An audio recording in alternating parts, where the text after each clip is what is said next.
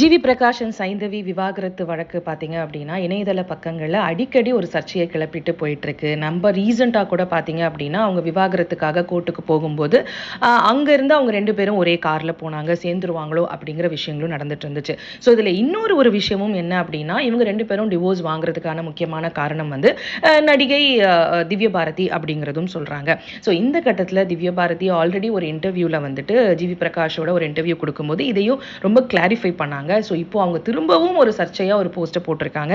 என்ன அப்படின்னு பார்த்தீங்கன்னா, ஜிவி பிரகாஷ் அவர்களோட குடும்பத்தில் நடக்கக்கூடிய அந்த இஷ்யூஸ்க்கும் எனக்கும் எந்த விதமான சம்பந்தமும் இல்லை.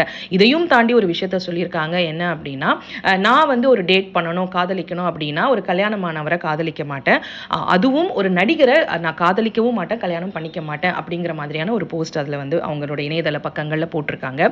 ஸோ இனிமே இந்த விஷயத்தை பொறுத்த வரைக்கும் நான் எக்ஸ்பிளைன் பண்றது இதுவே முதலும் கடைசியுமாக இருக்கும் அப்படிங்கிறதும் வந்து திவ்ய பாரதி அவங்க போஸ்ட்ல போட்டிருக்காங்க. ஸோ இதை பத்தி நீங்க என்ன நினைக்கிறீங்க அப்படிங்கிறதும் கீழே கமெண்ட் பாக்ஸ்ல கமெண்ட் பண்ணுங்க.